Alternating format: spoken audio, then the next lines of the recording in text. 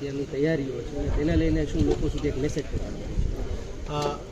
ભારતીય વાયુસેનાના સૂર્યકિરણ ટીમ દ્વારા 6ઠ્ઠી અને 7મી, મેઇનલી 7મી આપણો ડિસ્પ્લે છે, એને સ્કેટ ડિસ્પ્લે કહેવાય છે, એટલે આપણે જેને એર શો કહીએ એવું, એનું આયોજન થઈ રહ્યું છે. સવારે 10 વાગ્યાથી હશે. આ 7 તારીખ આપણું રવિવારે જે આયોજન છે એનું 6 તારીખે ફૂલ રિહર્સલ પણ થવાનું છે, એ જ સમયે સવારે 10 વાગે. સ્માર્ટ સિટી વિસ્તારમાં આયોજન થઈ રહ્યું છે અને અટલ સરોવરની આજુબાજુનો, અટલ સરોવર અંદર નહીં પણ એની આજુબાજુનો વિસ્તાર, જે આખા અમારા રોડ્સ છે એને અમે વ્યુઇંગ એરિયામાં કન્વર્ટ કરવાના છીએ, જ્યાં લોકો આવી શકશે અને ત્યાંથી વ્યૂ આખો ડિસ્પ્લે થઈ શકશે.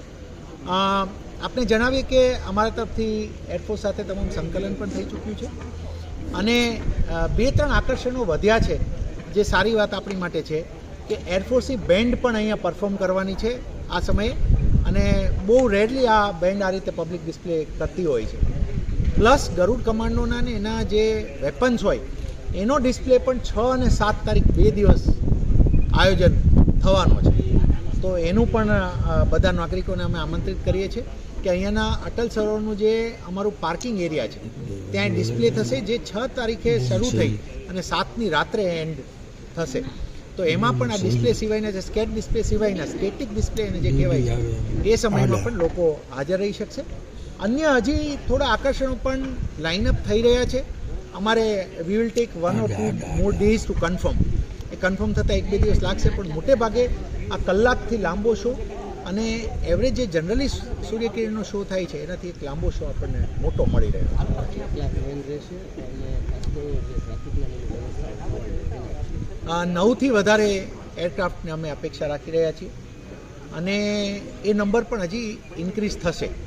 મેં તમને કીધું એમ કે એવી 3-4 વસ્તુઓ હજી લાઇનઅપ છે જે ફાઇનલ પહેલાં ઉપર છે. જો એ આવશે એટલે હજી અમે તમને આગળની માહિતીઓ આપવાના છે. એટલે એ એરક્રાફ્ટ બધું રહેશે. લોકોની અમારી અપેક્ષા છે કે 1 લાખ લોકો તો મિનિમમ થવા જોઈએ એટલા માટે. પરંતુ અમારી માટે એક સારી વસ્તુ આ કાર્યક્રમમાં એટલી રહેવાની છે કે સ્માર્ટ સિટીનો આખો 900 હેક્ટેરનો એરિયા છે જેમાંથી આ વ્યૂ થઈ શકે છે. એવું નથી કે અટલ સરોવરમાંથી જ થવાનું છે. અટલ સરોવર ફક્ત અહીંયા જે સેન્ટ્રલ ટીમ બેસવાની છે, એટલે આજુબાજુમાં એટલું ખુલ્લી જગ્યા છે કે લોકો ડિમોબિલાઇઝેશન પણ ઇઝીલી થઈ શકે ને મોબિલાઇઝ પણ ઇઝીલી થઈ શકે. એટલે આનો ટ્રાફિક પ્લાન પણ તૈયાર થવાનો છે. અમે મીડિયાના મિત્રોને ખાસ વિનંતી કરીએ છીએ કે લોકોના મોબિલાઇઝેશન અંતર્ગત તેમજ માહિતી બાબતે પણ આપણી માટે ખાસ અમને સહકાર આપે. અને રાજકોટ જે અર્સ્ટવાઇલ સૌરાષ્ટ્ર સ્ટેટનું કેપિટલ રહ્યું છે, ગુજરાતનું એક મહત્વનું શહેર છે, આપણા નાગરિકો માટે આ એક ખરેખર એક બહુ યાદગાર એર શો થવા જઈ રહ્યો છે. ખૂબ લોકો જોડાય.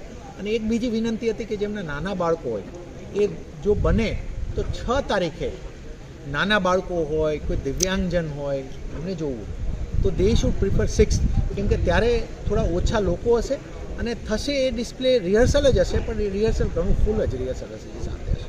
ઓકે.